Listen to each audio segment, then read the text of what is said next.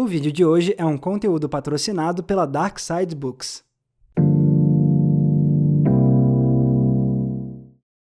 Alô, audiência! Meu nome é Max e não sei se vocês perceberam, mas hoje é mais uma Sexta-feira 13, a segunda vez que isso acontece esse ano. E para celebrar a data, a editora Dark Side Books me convidou para fazer mais um vídeo especial para vocês. Porque eles estão fazendo um lançamento incrível nessa Sexta-feira 13. Nada mais, nada menos do que uma nova edição do Drácula de Bram Stoker. Esse é simplesmente o livro que deu origem ao vampiro mais celebrado de todos os tempos. E como o Drácula sempre teve uma relação muito especial com o cinema, eu achei que hoje seria legal a gente analisar a evolução desse vampiro nas telonas com o passar dos anos. Só que falar de todas as aparições do Drácula no cinema seria praticamente impossível, porque esse é um dos personagens com o maior número de aparições na história da sétima arte. São mais de 217 filmes. Por conta disso, para o vídeo de hoje eu decidi me focar apenas em alguns filmes, aqueles que eu considero os mais relevantes para a gente entender a evolução do Drácula ao longo da história do cinema. Beleza? Então vamos lá! Quando eu digo que o Drácula e o cinema têm uma relação muito especial, eu não estou exagerando. Afinal, o cinema foi um dos grandes responsáveis por fazer esse ser um dos personagens mais famosos da história. Acontece que quando Bram Stoker publicou seu livro no final do século XIX, a obra não foi um grande sucesso de vendas. E para piorar, quando o autor morreu em 1912, Drácula nem era considerado o melhor dos seus livros. Drácula ganharia muito mais notoriedade mesmo, mais ou menos 10 anos após a morte do Bram Stoker. Porque na Alemanha, uma produtora chamada Prana Film estava preparando uma adaptação cinematográfica do livro. Mas só tinha um pequeno detalhe. A Prana Film não tinha conseguido a permissão de direitos autorais para fazer essa adaptação. Por conta disso, a produtora decidiu mudar o nome do vilão de Drácula para Orlok, a ambientação da história da Inglaterra para a Alemanha, fora outros detalhes da trama. O resultado foi o longa dirigido por F.W. Murnau, que hoje é um verdadeiro clássico, Nosferatu. Só que o filme fez o livro de Bram Stoker ficar famoso pelos motivos errados, porque a viúva do autor, Florence Balcombe, descobriu sobre a produção e processou a Prana Film por violação de direitos autorais. E ela venceu o processo. Esse escândalo todo foi tão grande na época que acabou chamando muito mais a atenção do grande público para o livro do Bram Stoker. Então, por bem ou por mal, Nosferatu ajudou a consolidar Drácula como essa obra literária tão famosa que a gente conhece hoje. E é curioso perceber como Nosferatu acabou alterando bastante o personagem criado por Bram Stoker. Se no original Drácula era um ser de aparência mais humana, no filme de Murnau transformaram ele num monstro completamente horrendo. Só que essa aparência infelizmente teve uma inspiração muito controversa.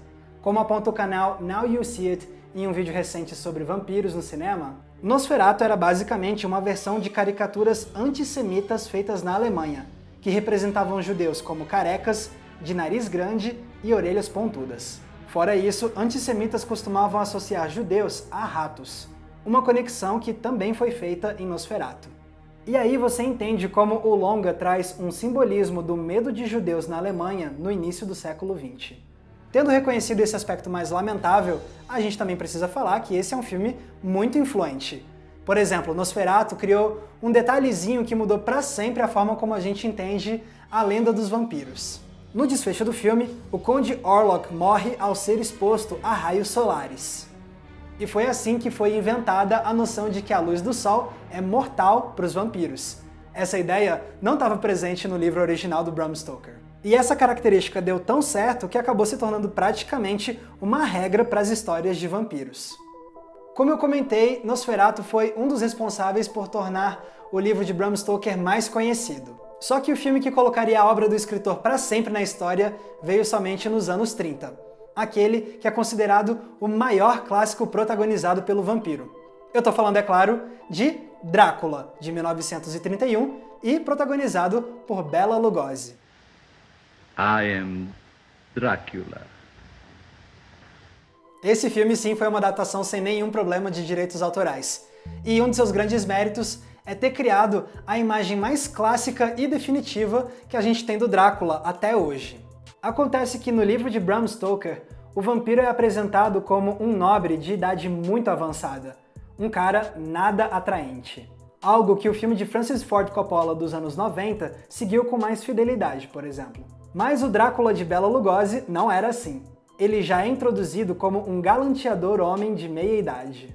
E com isso, o filme sedimentou outra característica que dali em diante seria quase sempre associada aos vampiros: o fato deles serem criaturas sedutoras. Aliás, mais do que sedutor, o Drácula de Lugosi era também extremamente elegante. A postura impecável, o cabelo penteado para trás e o traje formal só contribuíram para a ideia de que aquele era um ser perigosamente atraente. E sem contar que o figurino do personagem incluía a hoje famosa capa preta com golas elevadas. O personagem tinha um visual tão poderoso e icônico que essa acabou se tornando a aparência padrão usada até hoje para representar o Drácula. Welcome to Hotel Transylvania! E o filme deu muito certo. Drácula foi um grande sucesso de bilheteria e incentivou a Universal a criar a sua franquia de monstros que hoje é tão celebrada. E a popularidade de Drácula foi tão grande que ele apareceu em vários outros longas do estúdio, ainda que interpretado por outros atores. Agora era um caminho sem volta. O personagem de Bram Stoker era oficialmente o vampiro mais famoso do mundo. My blood now flows through her veins. She will live through the centuries to come. Por mais que Bela Lugosi praticamente tenha se tornado sinônimo de Drácula, tem outro ator que fez história interpretando o personagem: Christopher Lee. Em 1958, a produtora britânica Hammer lançou a sua versão para o livro de Bram Stoker, O Vampiro da Noite. Esse foi outro filme que mudou para sempre a trajetória de Drácula e também a forma como vampiros são representados na cultura pop. Porque, por mais que o Drácula de Bela Lugosi fosse um filme de muito sucesso, ele ainda era um terror muito mais contido. Por exemplo, é bizarro pensar que nesse longa sobre um vampiro não tem quase nenhuma cena em que a gente consiga ver sangue. E quando o Drácula é morto no desfecho do filme, isso acontece fora do quadro. A gente só ouve a voz dele agonizando.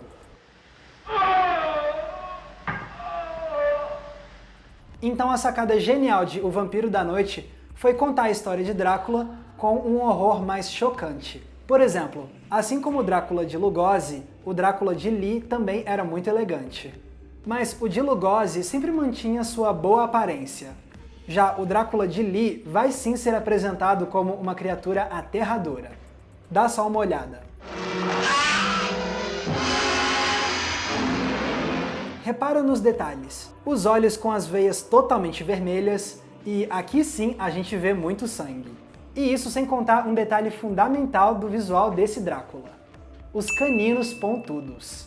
Sim, foi esse filme que inventou a noção de que vampiros têm esses dentes muito grandes. Esse detalhe visual se provou tão perturbador que ele acabou se tornando outra característica praticamente obrigatória para os vampiros a partir de então. E se isso tudo não fosse suficiente, nesse filme o público viu a cena mais chocante de morte do personagem até então.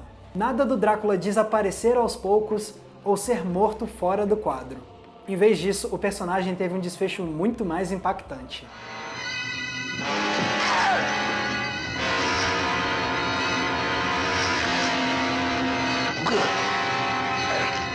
Com essa abordagem mais aterrorizante, O Vampiro da Noite se tornou um enorme sucesso de bilheteria. A popularidade foi tanta que a Hammer continuou surfando na onda. A produtora fez mais 8 filmes de Drácula nos anos seguintes, com Christopher Lee reprisando o papel em 6 deles. O ator ficou tão conhecido pelo personagem que ele inclusive interpretou Drácula em longas de outras produtoras, garantindo ainda mais que a sua imagem se tornasse para sempre associada ao vampiro mais celebrado da história. Então já vimos como Nosferatu, Drácula e O Vampiro da Noite estabeleceram a base para o que a gente entende até hoje por Drácula e por vampiros. Durante as décadas seguintes, o personagem voltou para as telonas centenas de vezes, mas nenhuma dessas produções alcançou o mesmo nível de influência e de importância desses 3 clássicos. Isso não significa, claro, que nunca mais teve algum filme de Drácula que não mereça ser relembrado. Em especial, para mim, tem 3 produções mais recentes que devem sim ser destacadas. A primeira delas é o já citado Drácula de Bram Stoker, de 1992. Afinal, ela foi dirigida por um dos mais importantes cineastas da história, Francis Ford Coppola, que fez uma versão bem mais próxima do livro original. A outra produção que merece destaque é Drácula, Morto, Mas Feliz, a comédia dirigida pelo mestre das paródias Mel Brooks. Porque esse longa tirou sarro dos principais clichês sobre Drácula como nenhuma outra comédia havia feito até então. E por último, também é importante relembrar o recente Drácula, a História Nunca Contada. Não, calma, eu não tô dizendo que eu gosto desse filme, muito pelo contrário. Mas ainda assim, eu acho ele uma produção relevante porque ele refletiu a principal moda de Hollywood dos dias de hoje, os filmes de super-herói. Porque aqui, Drácula foi representado muito mais como um super-herói do que como um monstro clássico. Essa nada mais é do que uma história de origem sobre como ele se tornou um vampiro e ganhou superpoderes que realmente parecem ter saído dos quadrinhos. Tá vendo então como analisar a evolução de Drácula nas telonas é fascinante? A gente aprende como ele se tornou o vampiro mais famoso da história, como as diferentes adaptações refletiram as suas épocas e, acima de tudo, como esses filmes moldaram a nossa visão coletiva sobre como os vampiros devem ser. E se você quiser se aprofundar ainda mais no universo desse personagem, você precisa conferir a nova edição que a Dark Side Books está lançando do Drácula de Bram Stoker. Com essa obra você vai conhecer a lenda diretamente da fonte e vai poder fazer ainda mais comparações com as adaptações cinematográficas. E o legal é que eles estão lançando duas versões do livro, com duas capas diferentes, que são réplicas das capas da primeira e da segunda edição de Drácula. Aliás, aproveita e dá uma olhada também nos outros clássicos do terror lançados pela Dark Side, porque hoje eles estão com uma promoção super especial. Na compra de 4 livros da Dark Side, o mais barato deles sai de graça. Se você se interessou em adquirir a sua cópia de Drácula, usa o nosso link da Amazon que eu vou deixar aqui embaixo na descrição, porque assim você garante a sua cópia e ajuda a gente a financiar o nosso trabalho ainda mais sem nenhum custo adicional. Então não deixe de encomendar o seu exemplar de Drácula e celebrar a Sexta-feira 13 com um dos maiores livros de terror de todos os tempos. Isso é tudo por hoje. Eu espero que vocês tenham gostado do vídeo e obrigado a Dark Side por terem convidado a gente mais uma vez para fazer um vídeo especial de Sexta-feira 13. Mais uma vez, muito obrigado pela audiência, um abraço e até a próxima sessão.